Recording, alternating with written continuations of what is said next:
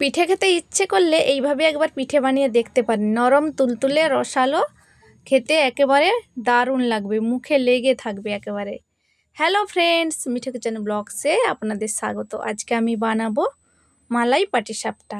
তার জন্য নিয়ে নিয়েছি ভেজা চাল।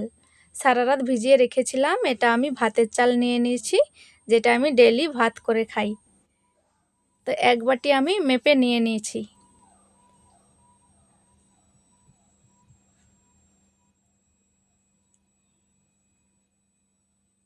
মিক্সার জারে আমি এক বাটি চাল দিয়েছি, আর ওই বাটিরই আধা বাটি জল দিয়েছি, দিয়ে একটা মসৃণ পেস্ট বানিয়ে নিচ্ছি।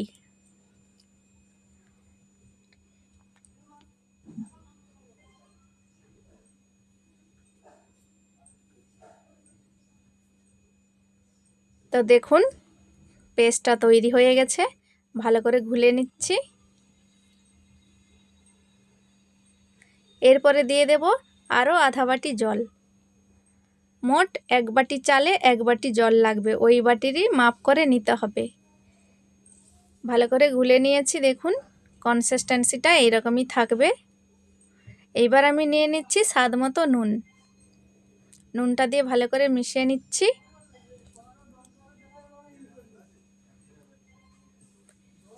আমি 25 টাকার একটা পনির কিনেছিলাম, পনিরটা গ্রেট করে নিচ্ছি। এর মধ্যে দিয়ে দেব চা চামচের 2 চামচ মিল্ক পাউডার ভর্তি ভর্তি।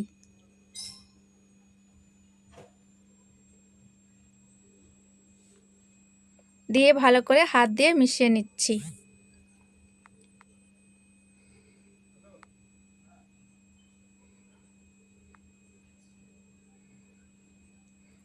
এইবার আমি একটা কড়াইতে আধা লিটার দুধ দিয়ে দিচ্ছি। এটা গরুর দুধ আছে, আগে থেকে জাল করা। দুধটাকে একটু ঘন করে 250 গ্রাম করে নেব, যতটা দুধ আধা করে নেব। তারপরে দিয়ে দিচ্ছি 1 চামচ মিল্ক পাউডার, আর 2টো এলাচ দিয়ে দিলাম। দুধটা ঘন হয়ে গেছে, আর ঘন করব না বেশি।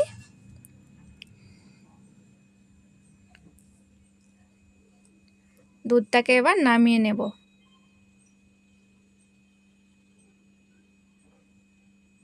ওই কড়াইয়ের মধ্যে দিয়ে দেব পনির আর দুধের মিশ্রণটা।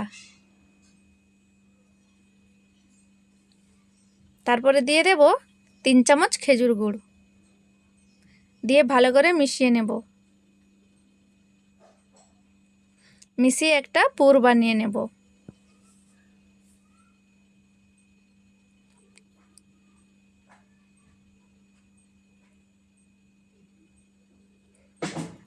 আপনারা চাইলে এর মধ্যে এলাচ গুঁড়োটা দিতে পারেন, আমি এখানে দিলাম না।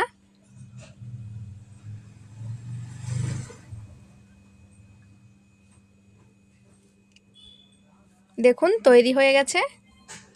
নামিয়ে একটু ঠান্ডা করে নেব। এইবার আমি কড়াইটা গরম করে তার মধ্যে একটু তেল ব্রাশ করে পিঠেগুলো বানিয়ে নিচ্ছি। দেখুন কতটা জালিদার হয়েছে। তারপরে আমি পুরটা দিয়ে এইভাবে গড়িয়ে নিচ্ছি।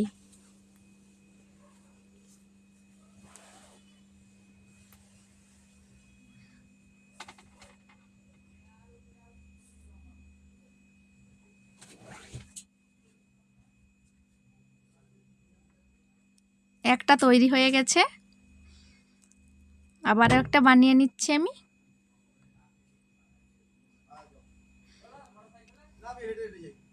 এইভাবে আমি সবগুলো বানিয়ে নেব।